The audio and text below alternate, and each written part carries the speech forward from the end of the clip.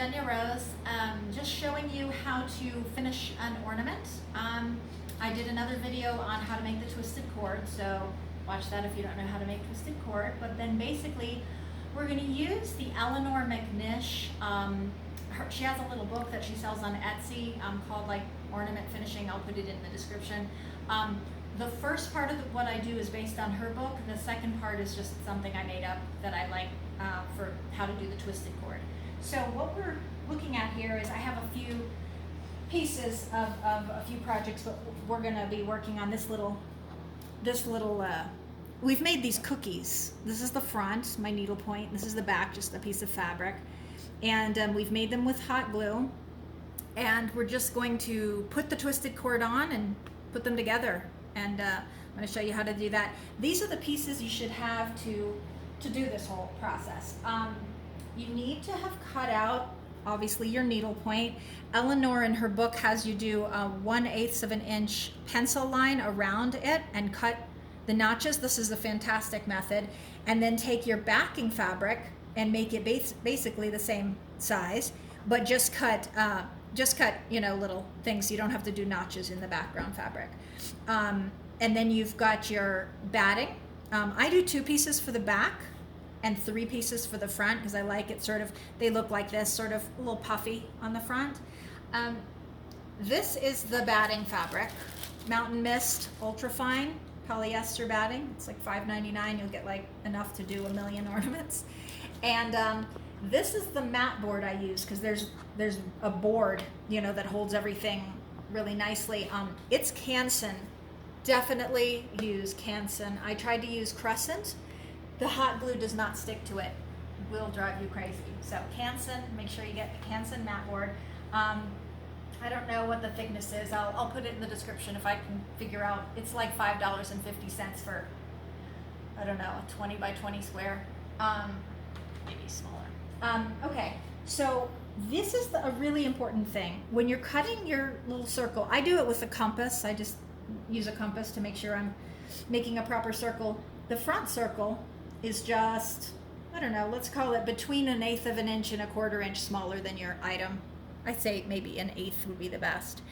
This is the thing that is not in her book, and I don't know if anyone does this, but I think it's really important.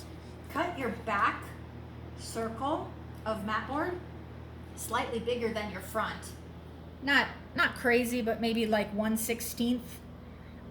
So if I lay it down here, you'll see it's all just, front is the smallest, then the back is slightly bigger, and then the canvas is slightly bigger. This is because once you get your 2 cookies together, if your back cookie is at least the size of your front cookie, if not slightly bigger, your cording is going to show up much better. I did one, which I'm not going to show you, my first one, where the back cookie was the size of the front cookie, and you can barely see the twisted cording because it's like hidden behind. So I always make the back one. Also, the front is made of, you've got your canvas is pretty thick, so your backing is always gonna be slightly smaller because your the back material is thin. Anyway, so I'm just gonna show you where I am now. I've got my back on, obviously got my front on, and I did this all with hot glue. This is the most important thing, and this is what Eleanor tells you in the book. Get a piece of this silicone baking mat and cut a corner off. She calls it a silly press because it's silicone and you're pressing with it, but this is the most important thing so you don't burn yourself with the hot glue. Okay, so what we're gonna do now is we're only working with the back cookie, so don't touch the front cookie yet. So your back cookie, you've got your twisted cord, and you remember we had tape on it when we made the twisted cord? I put hot glue and I pressed it with my silly press, pressed it and put some more on the back so that it's, it's fantastic and flat now. So I have arrows on everything. I always tell myself, what's the front, what's the back, and write batting on there because if I don't, I'll end up putting it in the wrong place. So I'm going to glue this right here. So all I'm doing is taking a little bit of glue and putting my cord here, pointed straight up. And you don't really need to use your silly silly press here because you're not really touching it, but basically there you go. And then your first step is just make your loop, however big you want your loop to be, and you're gonna glue it on the back of the back. Don't do this wrong or you'll end up with, wait, let me put my glasses on. Okay, you're making your little, just one little glue dot, tiny glue dot, and put your little thing right there and hold it and push it down. This is such a great trick. I sort of made this up. I'm sure other people do it, but I could not figure out how to do this, and then there you go. So once you've got it on the back, you flip it over, pull your little hot glue stringy things off, and you're just gonna glue the front like this. And then you're gonna have what looks like a cute little knot, and things are good. So a little bit of glue here, just a dab, and then come around, and you can pull it sort of tight, make it look sort of like a cute little knot.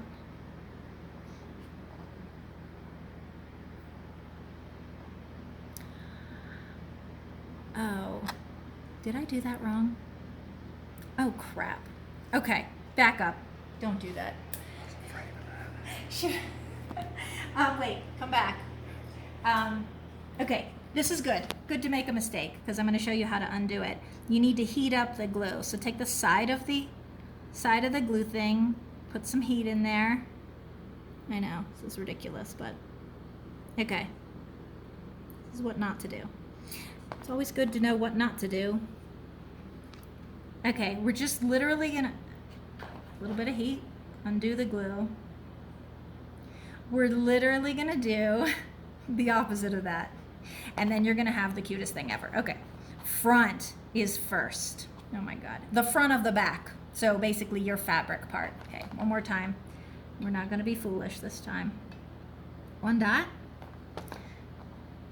Yes, keeping in mind that the front's gonna look really good, and this is just the back of your back cookie.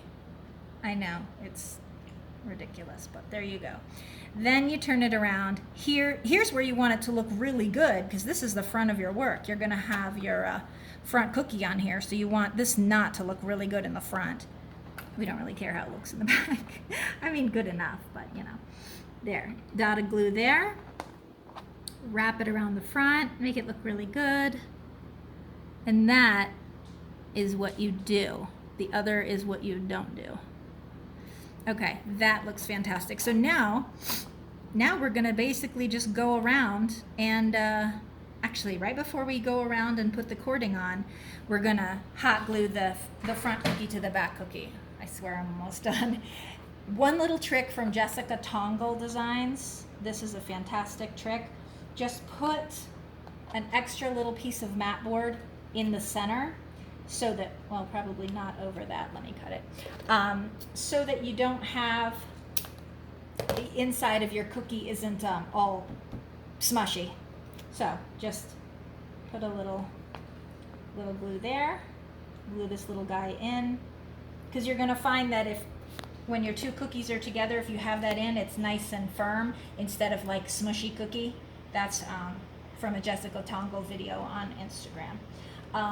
Okay, now I'm gonna leave you for a second while you do your thing. I'm gonna glue this on here, and then I'm gonna start going around just inch by inch, a little bit of glue, a little bit of glue, a little bit of glue. I only glue for like an inch, real thin line of glue to get this on here, okay?